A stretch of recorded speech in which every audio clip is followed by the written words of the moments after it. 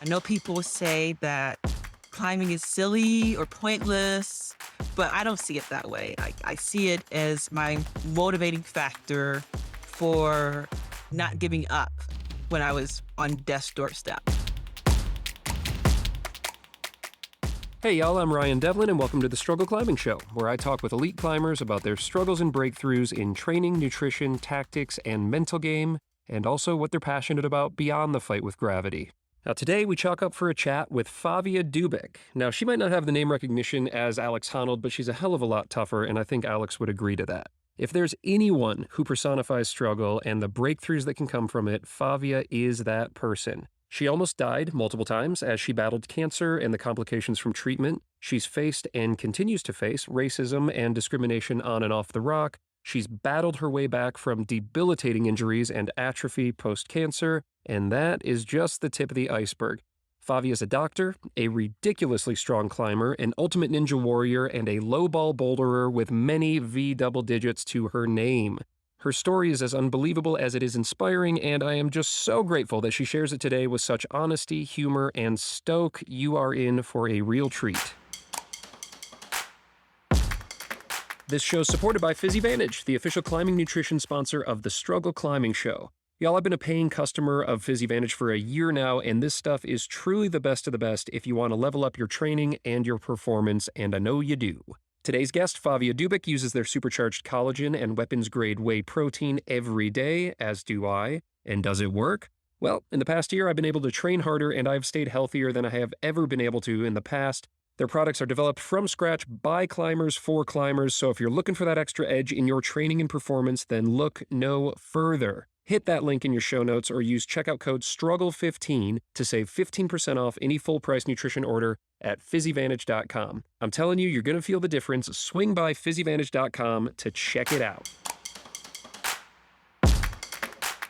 This episode's also sponsored by Athletic Greens. Y'all have heard of these guys. They have over 7,000 five-star reviews, and they're recommended by pro athletes. Guys, I've been taking AG1 for a while now, and I love it. I'm climbing in Vegas right now, and I brought my travel packs with me. It just gets the day started off right. I just shake it into some cold water first thing in the morning before I have my tea or my breakfast, and it tastes awesome. It supports gut health, nervous system, immune system, energy, recovery, and focus, all the things, you guys. It's way cheaper than buying supplements, and it's just a simple thing that I can do every day to take care of myself. It's also really cool that they're a carbon-neutral company.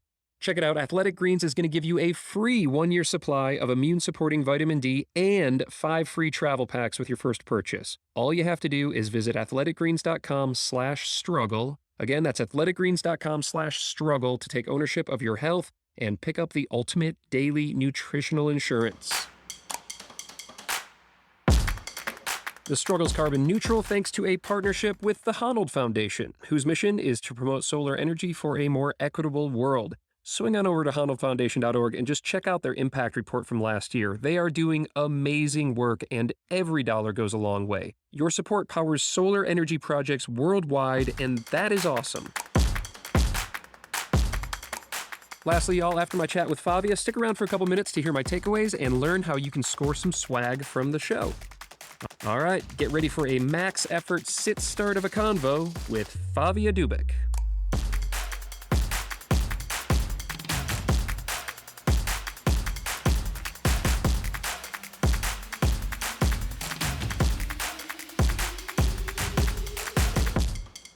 Favia, it's just such a pleasure to have you. Welcome to the Struggle Climbing Show. Thank you for having me. I'm so excited. It's really just such a pleasure to have you here. I've been looking forward to this chat for a while now. Before we dive into the specifics, I'd like to hear what struggle means to you.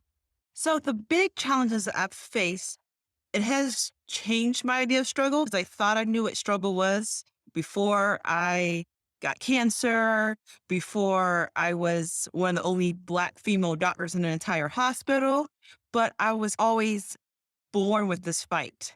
I wasn't that healthy growing up. I was healthy from the ages of 0 to 6. And then after that, I started getting infections, but I was always an athlete. So just competing in track and field, it was always a struggle because I always had sinus infections or bronchitis, and I would hack up a lung after I ran my race. So I've always just had a bit of struggle as long as I can remember. But cancer and medicine are whole nother levels of struggle. Yeah, and if you don't mind, I'd love to hear what that time in your life was like. The diagnosis was devastating. It took several or many months for me to actually get diagnosed because no one would believe me. They just kind of thought all med students think they have cancer. Mm. And I'm sure it didn't help that I was a Black female because we have data that shows that Black people, Black women, they don't get the same level of treatment and care as white people. So I had a double whammy against me, so no one was thinking that I actually had a life-threatening illness. Wow. But when it came along, I was happy to finally get the diagnosis because we knew that I had a mass in my chest, but we didn't know what it was, and I was gonna be dead in a few weeks if we didn't figure out what it was so they could treat it. You would think, "Oh, I got cancer diagnosis, I'm sad." I was like, "Yes, score. I can get treatment now." Wow. Wow. That's an interesting way to look at it, though. Yes, because at that point, you can fight. Mm. When you don't know what type of cancer you have, there's nothing anyone can do for you. And I like to fight, so I was excited once we had a title for it, that I knew that I could move on to the next stage of my life. But we've seen TV. Like, I think that there was a movie that came out with that guy from Third Rock from the Sun. He's like Joseph Joseph something Gordon-Levitt, Gordon. right. Well, he got diagnosed with cancer and his girlfriend left him. And that came out maybe like a year or so before I got diagnosed. And so I had just, that was in my mind. And I feel like he was just living life, felt a little tired, a little vomiting. And I thought that's what I was going to do. Like I even told people at the hospital, at med school, oh, I'll be around. I'll just be sick a little bit, but I'll be there. Because that's what TV had taught me. What TV taught us wrong, because that is not what it was like. I was bedridden for many months. My chemotherapy regimen was for 6 months, but I was already bedridden before we started chemo from all the surgeries I had. I was vomiting buckets, black goo, exorcist style. I could barely walk on bathroom schedules at some points, had to be fed, then I would throw it up. Yeah. I lost a lot of my memory, so I have amnesia. I've lost a couple years of my life. Wow. So a little bit before chemo, most of the time of treatment is gone, and then time after treatment's gone as well. So a lot of this is from other people have told me and like the vague memories that I have left. That's a result But of chemotherapy? chemo, Wow. called chemo brain. It's funny, or maybe it's not funny. My mom, about 10, 12 years ago, had a pretty intense fight with breast cancer, and she was always talking about chemo brain, and I just thought she was making it up. Now I No, got a doctor it's telling me that it's real.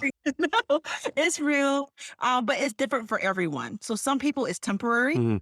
and some people it's permanent, and the time that it lasts for how much you lose is all variable. So unfortunately, mine was permanent, and Wow. I was in med school. So I lost a whole year of med school. I had to reteach myself that year of med school when I came back because I was like, I don't. Y'all told me I was there, but Oh my God. That's intense. So how long was this process? Like, how long were you under treatment? after my diagnosis, I was on chemo for six Mhm. months. And then I had a couple surgeries after that. And then I guess that's the finishing part of my treatment. But I had infection after infection. So I was having more surgeries to clean out the infections. And I was in and out of the hospital and on antibiotics for several years afterwards. What was the prognosis for this? Were you expecting to beat it? My I wasn't actually worried about dying at all once I got the treatment, although evidently I should have been because I nearly died several times, Oh my God. but not because of the cancer, but because of the surgeries. Mm. I had bad reactions to the surgery. So, like, my lungs collapsed. I had a tremendous amount of fluid around my lungs. I had clots all in my upper body, my chest and neck. So, I was so close to death, I guess, that I didn't even know what other people had told me. Right. This is an experience that most people, fortunately, don't have to endure, but you did, and you've got such a lightness and like a brightness about you. Your sense of humor it's so beautiful. But when you look back on that time specifically for what you can remember, how do you view it?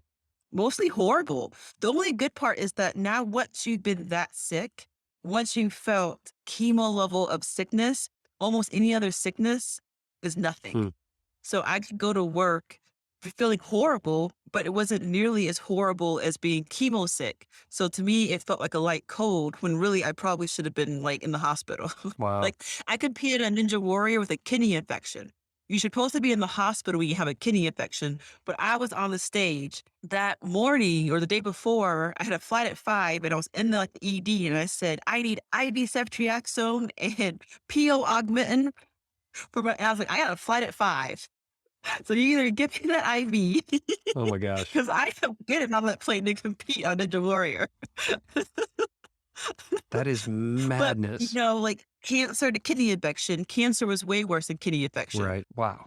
God, what you've gone through, Favia, is just, it's blows my mind. It's incredibly impressive that you have now risen to the level of athletic dominance that you're in right now as a climber to come back from what you've done. It's just so incredibly inspiring. And I want to dive into more of this as we get going with the interview. But let me just ask this. Let's shift our gaze towards climbing and specifically how you see struggle through the lens of climbing.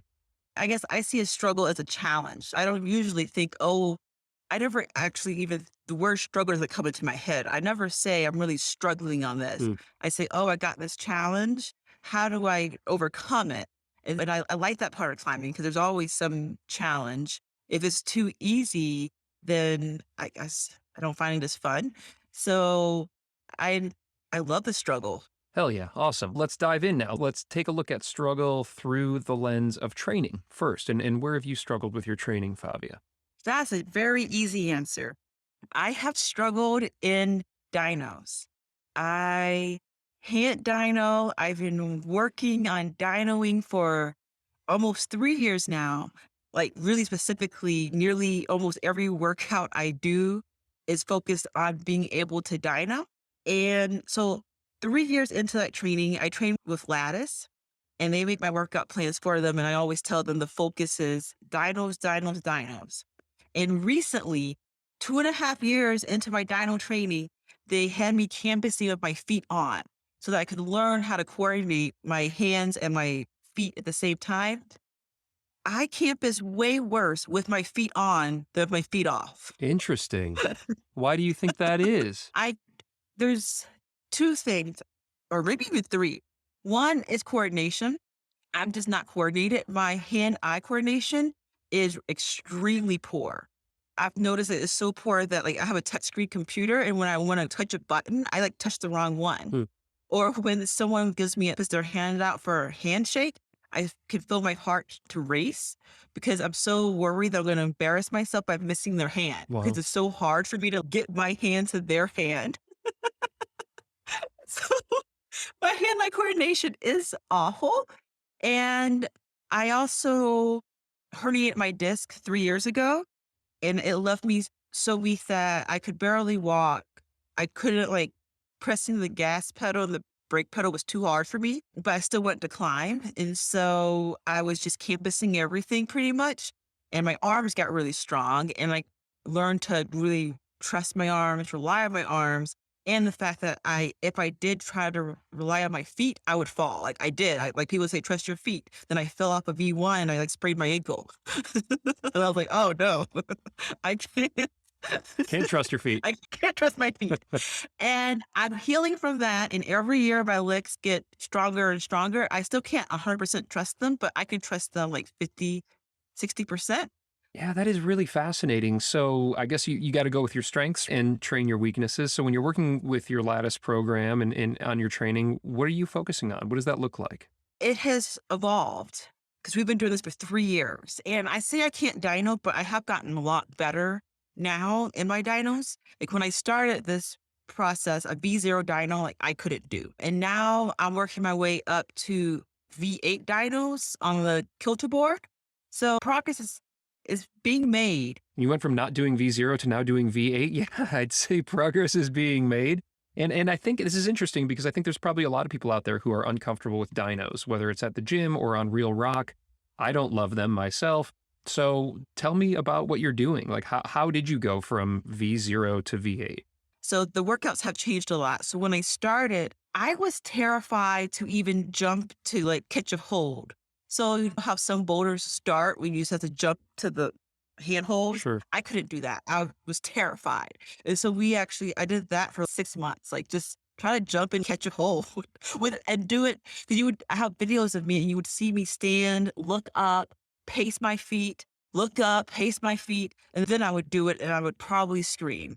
And then eventually I noticed that I would pace less, look up less, and I could walk up and just do it and then drop down and do it. So just baby steps or like exposure therapy. Yes, I had not get discouraged and I had done all the hard static problems in the Albuquerque area.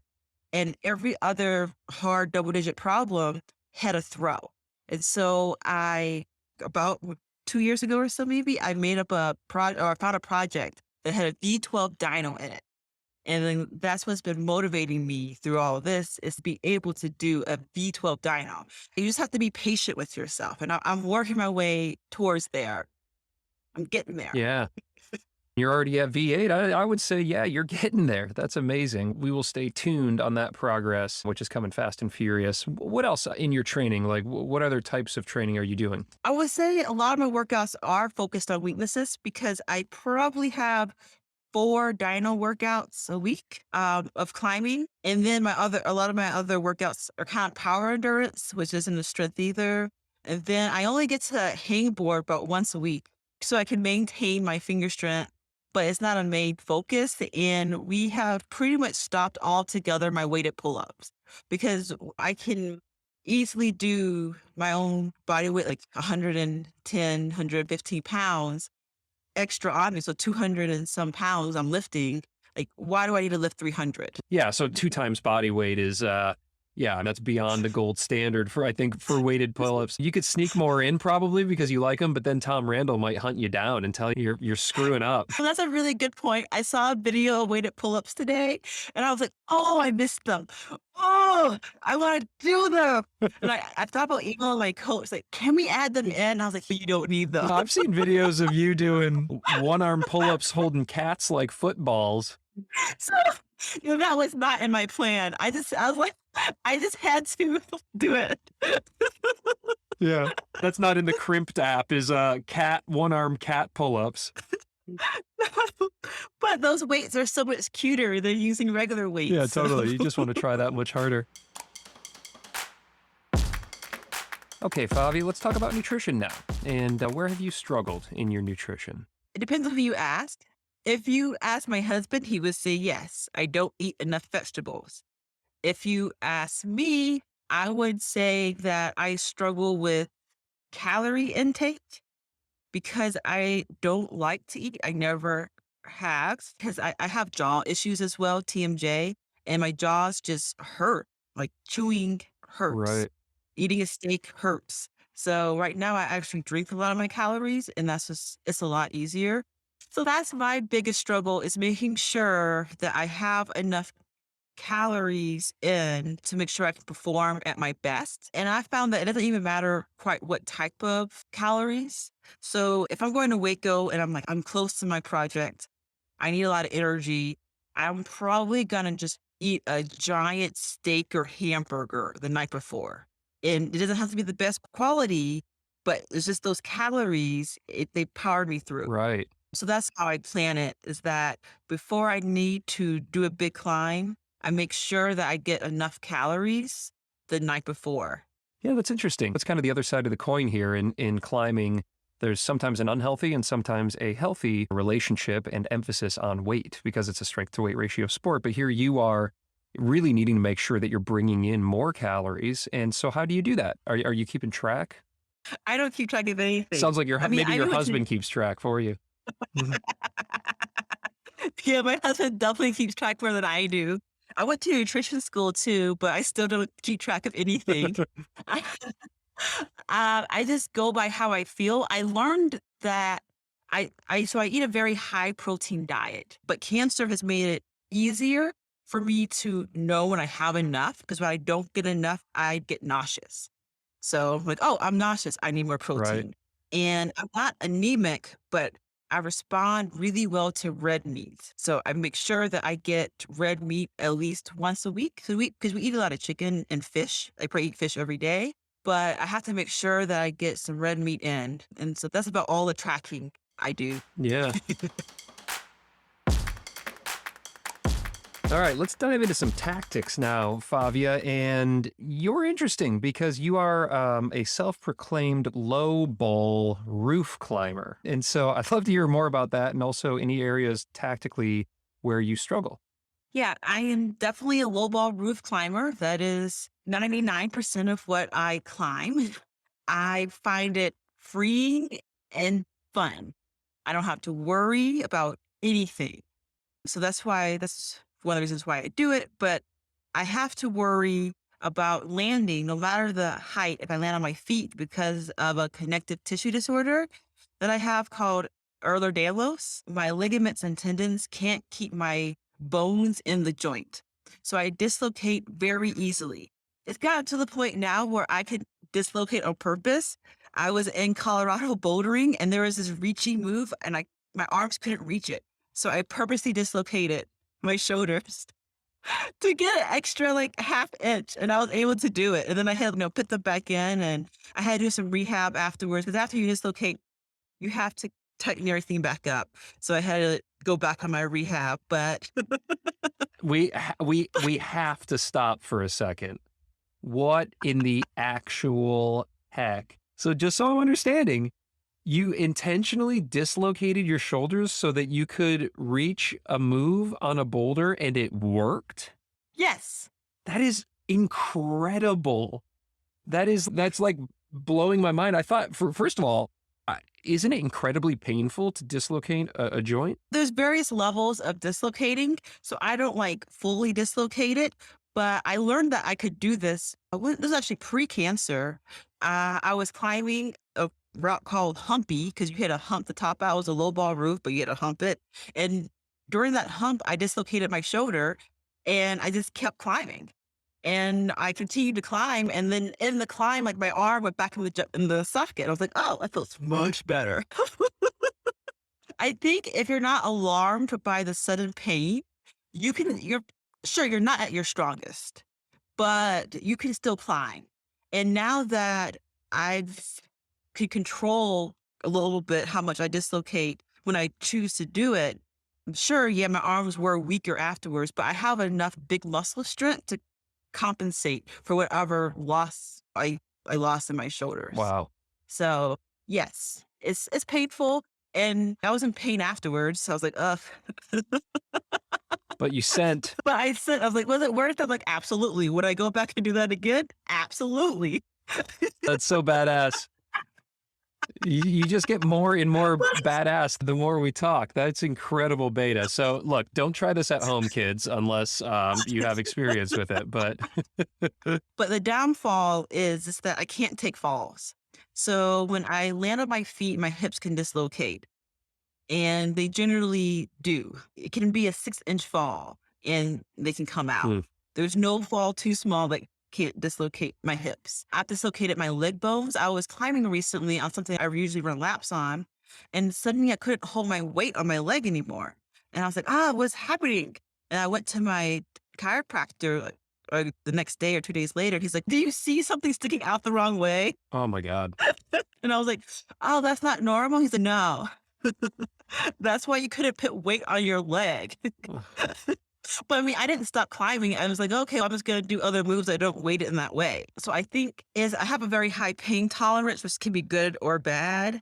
So it wasn't alarming that I couldn't suddenly weight my leg. Right. And I just kept climbing.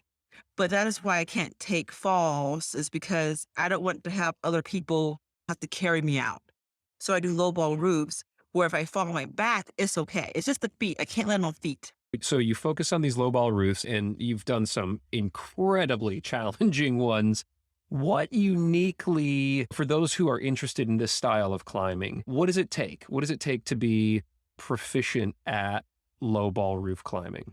What it takes, probably the biggest thing is core. Having a strong core, even if your fingers are strong and your arms are strong, because they're low ball, if you cut feet, you can't keep your core up, you're going to dab. Mm. So you need a very strong core for that, for low ball roof climbing.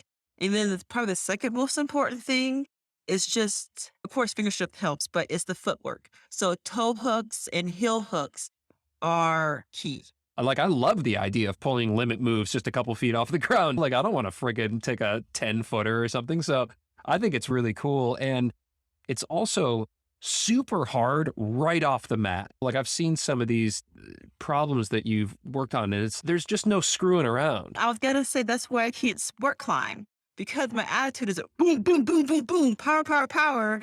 And people are like, why are you powering through that like flowy area? And I'm like, what's flow? But actually, I got a new device recently. It measures your force on Oh, the hangboard. You can actually set it to what percentage of your weight that you want to do. And so I've been playing around with learning, like trying to go 60% so that I don't always have to go 100% and yeah. get tired. The 60% is enough to hold on, but me trying to gauge strength is hard. So this machine tells me when I'm going over that or going under that. And I'm like, oh, this is what, if I was a sport climber, this is the amount of effort I want to put in on easier moves instead of just always going 100%. Yeah, I like that. So are you working on a longer boulder problem, like a power endurance boulder problem right now? Right, Martini. Oh, yeah, and Waco. So V12, a ton of moves, right? It's 35 moves or something. So you climb in Wow. the cave and then you climb Big Iron to go to the top out. So it takes normal people a couple of minutes to climb it. I'm expecting it to take me probably like 4 or 5 minutes to climb it because I'm very slow. I'm a very slow climber. So guess So what? Yeah, all of a sudden you're a sport climber. I made that joke to a sport climber. I was like, yo, I can climb for 4 minutes straight. And they're like, I can climb for an hour straight. No, like, oh, okay, so I'm not a sport climber. Like, no. All right, Favia, let's shift gears here now and talk about mental game. Where have you struggled on the mental side of things? Outside of me physically like struggling with a part of climbing, another mental challenge I had was kind of learning that Black people aren't accepted all the time in the climbing world because my home gym was the Cleveland Rock Gym. And I felt so welcome there. I never felt that I was treated differently, like in the gym, because of my sex or my race. It was just a fantastic time. And I thought that all gyms were like that. And I kind of learned then that all crags were not like that because I had noticed that I was treated differently than my white male counterparts when I was outdoors, but the gym was still a safe place. But recently, or not even recently, the past few years, I've learned that gyms aren't necessarily a safe place for people of color, male or female, but I can only talk to the female side of it. And that was extremely disheartening and scary and upsetting because I feel so unwelcome there. Wow, that is, excuse me, that's hard to hear. And God, I'm so sorry that that's your experience. It's, it's interesting because I would always consider the climbing community as being just like this really progressive and welcoming community for all, right? And I'm now, I guess, just starkly aware that that's my experience, right? As a white male and my own inherent bias and racism that's kind of mixed up into all of that is that presumption. I think, when I go to the crag, it's all high fives and hey, let's have a good time. We're all welcome. But that's not your experience. And I'm assuming that there are many people of color who are climbers who don't have the same experience that I do. In fact, they have probably an experience like you do. So I'd like to learn more about that. What is it like for you when you're out at the crag? Well, let's just go back to what you said earlier for a second, where you said your experience was like, high fives and welcoming. And I think that was just like kind of brilliant because when I mentioned these like my experience to other people, it's like, oh, like that's racism, or like this gym is racist. The first thought is, no, it's not, because what they experience is as white men is what you experience. It's like a welcoming place. And so it's so hard for them to understand that like people, this it's one gym, but it's very different gyms actually. Yeah. Depending on what you look like, female, male, black, white, Asian, like it's different. But for me going out, I think for a lot of females, and I've talked to very like World Cup female climbers about this same issue, is that almost no matter how strong you are as a female, if you go with a man and someone wants beta, they will walk up to the man and ask him Hmm. for the beta. Like I have been working on like my project with a friend who's not strong enough to be on that. And the people will see me on that climb, climbing it. They won't see my friend on that climb, and they'll go up to him and be like, "Hey, so how do you do that move?" And I'm like, "I just did it." Oh, Or recently, I went out with two friends, and this guy asked us where the best climbing was at the crag. But these friends had never been there. They were new climbers. This was like their second bouldering trip ever. I was their guide for the day. But the man, he walked up, turned his back to me, and asked them a question. And then they answered it. And I was like, hey, I'm here. I existed. This is actually where the crag is. This is the best part of it. And so it's a lot of small things like that. Like you kind of ignore, like they'll walk up to the group, but they'll turn their back to you as if you're not in that group, or as if like you can't possibly know the answer to their question because you are a female, and then add black female on top of that. I definitely can't help them, which is unfortunate because like often I've been climbing outside now for a long time. So I do have experience to share with them, particularly over the people who I'm guiding.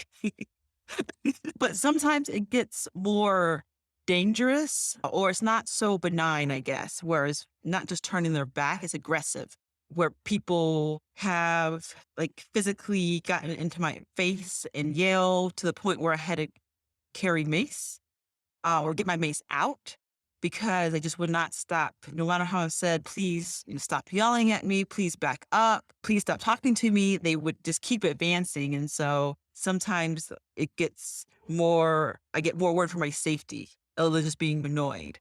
man, that is just really disheartening to hear, Favi. I'm sorry that that has been your experience. It's totally fucked up. What can be done, do you think? I mean, I'm not asking you for the answers. You certainly don't have to provide the answers, but you're a hell of a lot smarter than I am, and probably most everybody out there, considering your life experience as well as your education. What do you think the rock climbing community can do? So in situations where you have a chance to like amplify our voice, I know that's been thrown around a lot, but when I took my friends out on that, I was guiding them for the day, and the man asked them a question that they were not equipped to handle, yet they answered it wrong. That would have been a fantastic opportunity to say like, hey, we're new to climbing, but our guide here, Fabia, she can answer your question. Right. Like small things like that would go a long way. Yeah, well, thank you for sharing that. And, I think it's just clear that we all have a long way to go still. As welcoming as the climbing community, I think, prides itself on being, it's not welcoming for all, clearly, based on what you're sharing. And welcoming is even maybe the place that we should start. I mean, how about being actively anti-racist? I don't know. I certainly don't have the answers. I've got as much work to do as everyone else, but I think this conversation is what needs to happen. I hope it helps. I want the gym to be in the cracks, like for everyone. And that would, if everyone felt welcomed, then it would go a long way for our sport because we'd get a lot more people into it. Because I know our sport, it can be intimidating for many reasons, not just because of your sex or race. So I want it to be a more welcoming, inclusive place. I love climbing, and climbing changed my life. And I want that for other people too. Well, thank you, Favia, for having this conversation, and let's make sure we continue to have the conversation. But before we leave the mental game chapter here, I do want to bring things now back to your personal struggles with climbing and on the kind of physical side of things, I'd like to hear about your recovery from just this full degradation of your body during your fight with cancer. And while most people probably won't experience something on that level, hopefully, I think we all do experience setbacks, injuries of some kind. And I really would love to understand how you kept your stoke up when you were looking at, maybe not ever being able to climb again. There are many things that got me there. I mean, one is just who I was, who I am, like how I was born. Because when you choose to go to med school, generally it's not a, oh, I'm in college, I want to go to med school next year. I mean, there are people who do that, but the majority is like, oh, when I was 5, like myself, like I decided I was going to be a doctor, and then I did science fair projects, and then I did research in high school, and you set a goal that you're not going to achieve until you're 30 when you're like in elementary school. And so I think that kind of natural aspect of my personality definitely helped me keep the long-term goal. But during the darkest part of my time, I absolutely lost sight of it. It was gone. I had no will to live. I asked my husband, he was then my boyfriend, to just kill me because there was nothing worth in life living for. All that pain I was going through, there's nothing worth it. I was just like, just end it. It's fine. I enjoyed the past like 23 years of my life. Wow. That's good enough. And he was like, no. It's temporary. You're going to get through this and you're going to go on. And I was like, okay, but why am I going to go on? For what reason? And I picked climbing. And I said, if I survive this, when I survive this, I am going to just work hard to be the best climber I can possibly be. And I haven't forgotten that. Cancer is still like I have daily reminders that I had cancer. And I have daily reminders of why I decided to keep going in life. And that was to climb. And I know people say that climbing is silly or pointless, but I don't see it that way. I see it as my motivating factor for not giving up when I was on death's doorstep. Hell And yeah. I'm thankful for that. Hell yeah.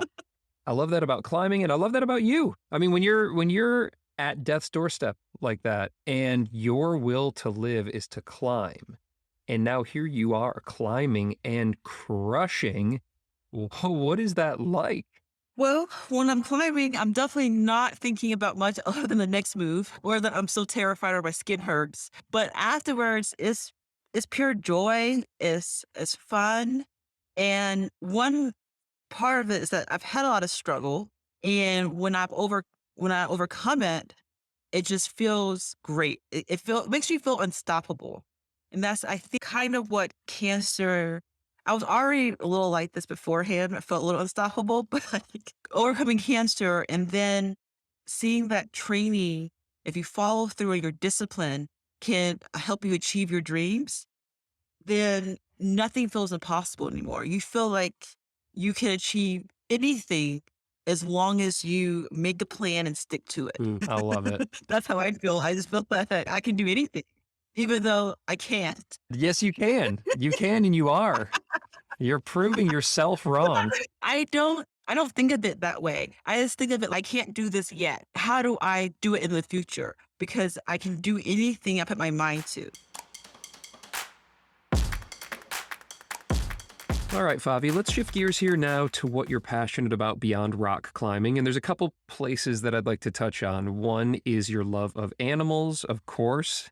We got to talk about that. But also, I want to talk about your work as a doctor, as a pathologist, and this clinic that you've opened up to help patients understand their diagnoses, right?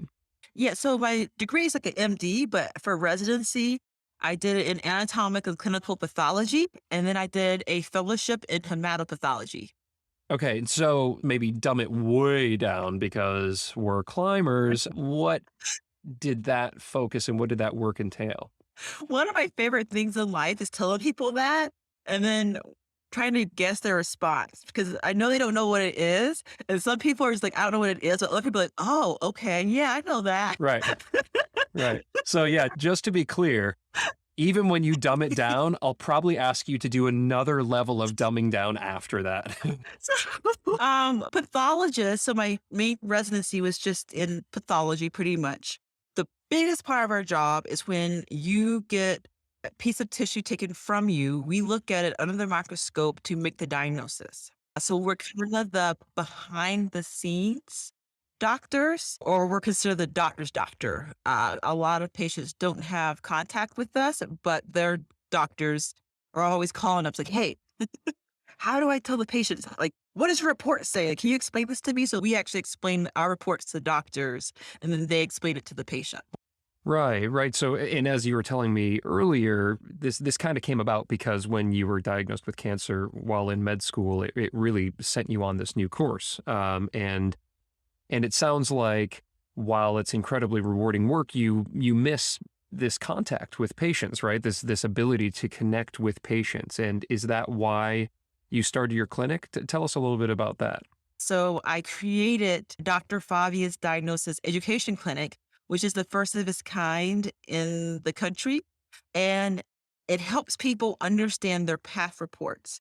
So for me, it took multiple biopsies to make my Hmm. diagnosis. And we've shown that when people understand their disease, they're more likely to follow through on their treatments.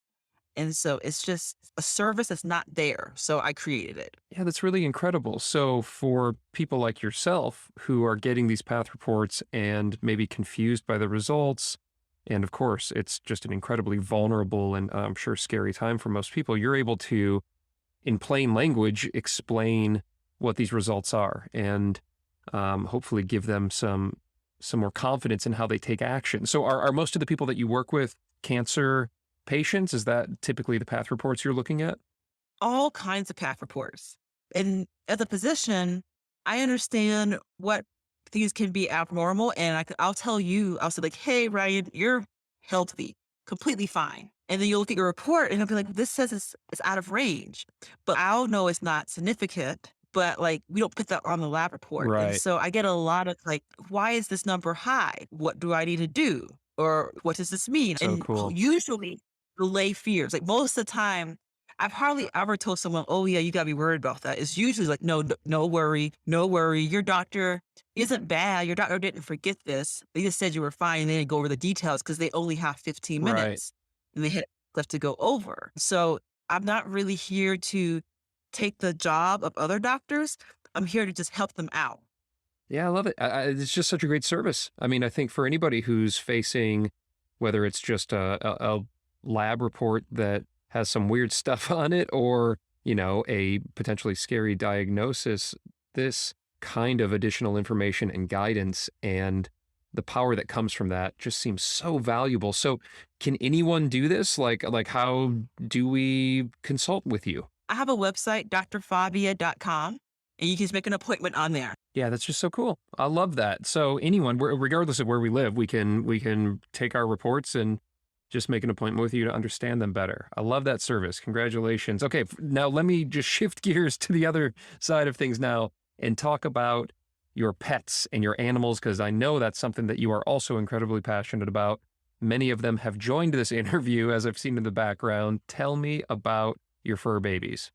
I loved animals for as long as I can remember. When I was a little girl, instead of having a baby in a stroller, I had a little white cat in there and I used to push it around. I love my fur babies. When people ask me if I have children now, I stop saying no. I was like, yeah, I have six. So they just happen to be cats and dogs because they're a part of me. And our whole life at home revolves around taking care of them. Where do you get them? Where did you find these fur babies of yours? We rescue our dogs from Petables, which is a rescue group here where they get scary dogs, bulldogs, like bull breeds. And they're just the sweetest things. And we try to rescue animals that have special needs. Hmm. So, like one cat, he has three legs. One cat was born with no eyes and ovaries and a wiener. So he has like both parts. Another cat, Is that the medical term for it? Ovaries and a wiener? That's because you're a doctor. yes, Okay. Oh my gosh, it's so much better than TV. I feel like we've covered more territory in this interview than a typical podcast would cover, from hermaphroditic cats to racism at the gym to dislocating your joints in order to send your project. We've just covered all the bases, Favia. I am so grateful that you've taken the time, that you were honest and accessible and just so real for us with this chat. Thank you for sharing your life and your stories with us. Thank you for having me. It was a blast. But as a doctor, to tell people, I cannot recommend you dislocate your shoulders, although it works.